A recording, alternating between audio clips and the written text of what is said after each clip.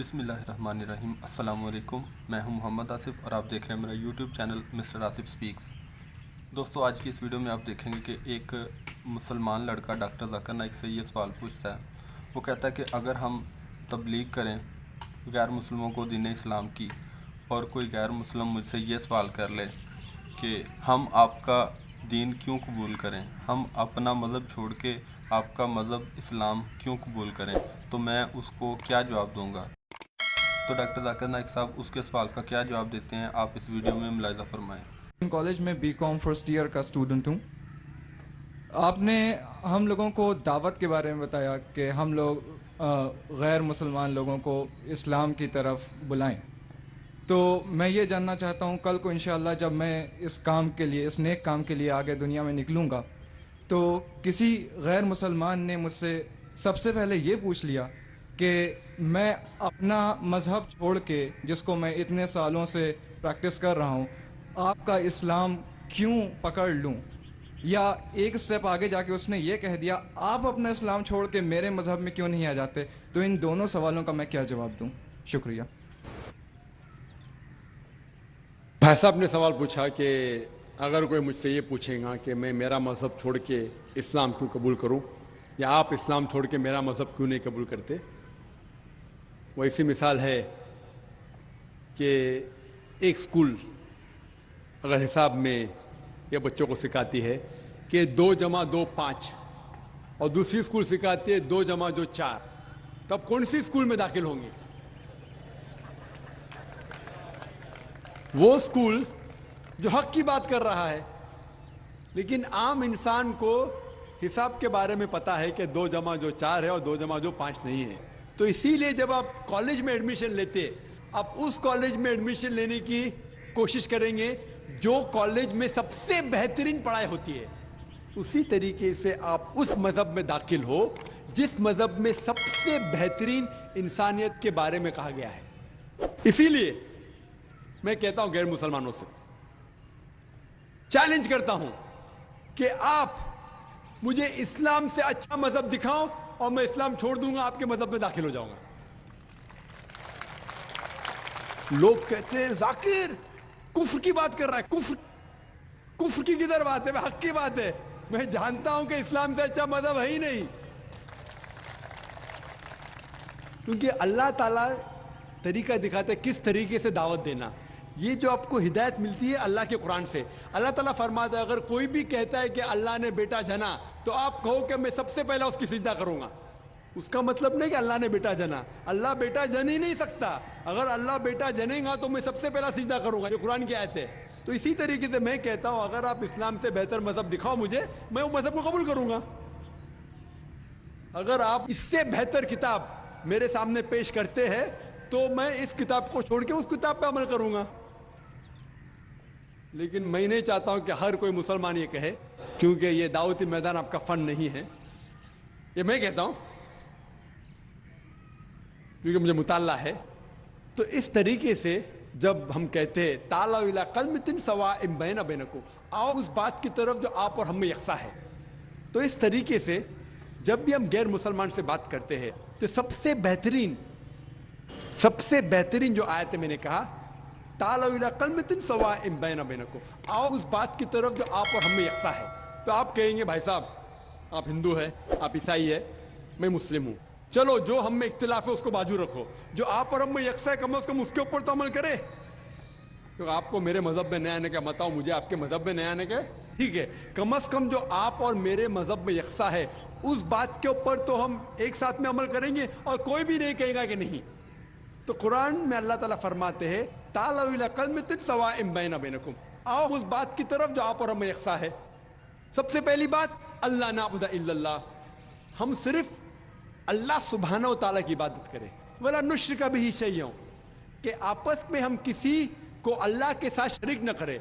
वला यत्तखिज़ बादुना बादन अरबाबन मिन दुनिल्लाह, हम आप और हम में से किसी को अल्लाह के बराबर कोई रब न बनाए।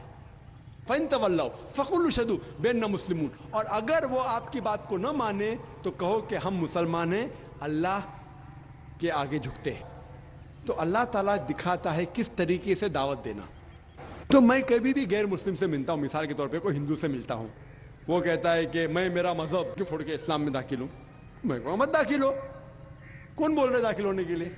कम से कम आप बराबर से, आपके मजहब पे कम से कम बराबर से अमल करो। और सबसे पहली बात जो दावत की सबसे अहम बात है, अल्लाह ताला फरमाते ताला इला कलमतिन सवाइन बैना बैनकुम अल्लाह नाबुदा इल्लल्लाह।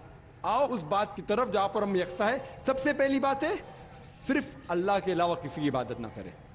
तो जब हमको हिंदू से पूछते हैं कि आप कितने खुदाओं में मानते हैं, कितने भगवान में मानते हैं, कोई कहेगा 3, कोई कहेगा 100, कोई कहेगा 1000, कोई कहेगा 33 करोड़।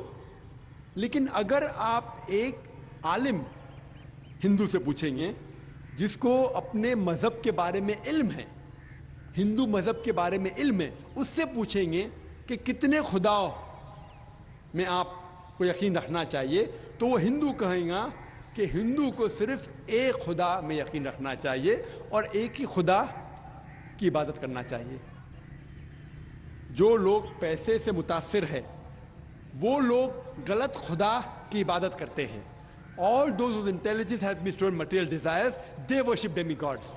इसके मानी है कि जो लोग पैसे के पीछे भागते हैं वो लोग गलत खुदा की इबादत करते हैं। और हिंदू मजहब की किताब में सबसे ऊंची किताब है वेद। वेद में लिखा है, Yajurveda chapter number 32 shloka number 3 में, न तस्य प्रतिमा अस्ति, उस खुदा का कोई भी अक्स नहीं है। लिखा है यजुर्वेद में चैप्टर नंबर 40 श्लोका नंबर 9 में, अंधात्म प्रविशन्ति या असंभूति मुपास्ते। अंधात्म मीन्स अंधकार, अंधात्म मीन्स अंधेरा, प्रविशन्ति मतलब दाखिल होना। वो लोग अंधकार में दाखिल हो रहे हैं जो लोग असंभूति की इबादत करते हैं।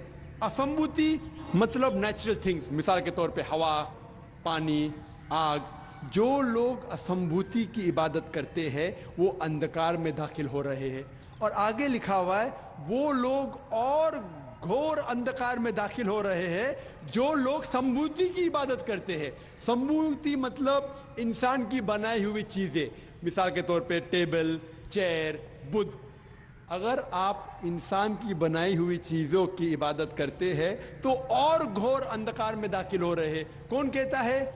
Yajurveda chapter number 40 verse number 9। तो मैं कहूंगा वो हिंदू से, आपके मजहब में लिखा हो कि अंतिम ऋषि आने वाले हैं। और मोहम्मद सल्लल्लाहु अलैहि वसल्लम का जिक्र नाम मोहम्मद से है, अहमद से भी है कई जगह पे। उत्तर चिक मंत्रा नंबर 1500 आप अगर पढ़ेंगे यजुर्वेद चैप्टर 31 वर्स नंबर 18, उनका जिक्र है। Atharvaveda book number 20 hymn number 126 verse number 14 में उनका नाम लिखा गया हिंदू मजहब की कई किताबों में। नाराशंसा, नारा मीन्स नर, इंसान, शंसा मीन्स जिसकी प्रशंसा होती है, तारीफ होती है, अन्य तारीफ करने के लायक आदमी।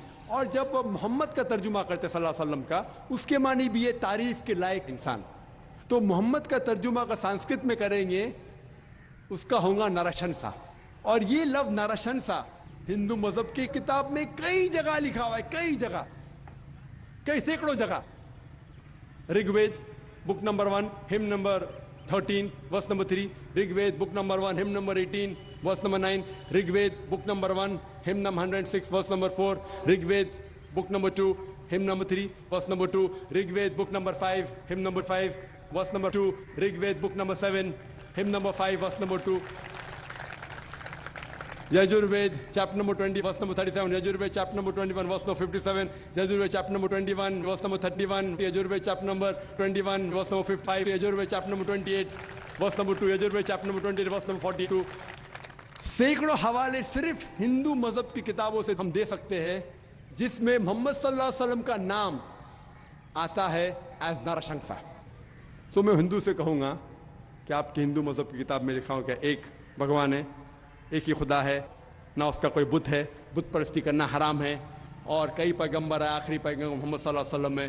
तो मैं कहूँगा कि आपकी किताब में लिखा है कि एक खुदा है और आखिरी पैगंबर मोहम्मद सल्लल्लाहु अलैहि वसल्लम है, और आपको जो पैगाम वो लेके आता है उसकी बात को मानना चाहिए। اور وہ پیغام کیا ہے؟ قرآن اور صحیح حدیث. تو اگر آپ ہندو مذہب کی کتابوں کا مطالعہ کریں گے آپ کو یقین رکھنے پڑے گا ایک خدا میں اور محمد صلی اللہ علیہ وسلم. اسی طریقے سے ہم جب عیسائی سے بات کرتے ہیں اس کے بائبل سے ثابت کر سکتے ہیں ایک خدا ہے.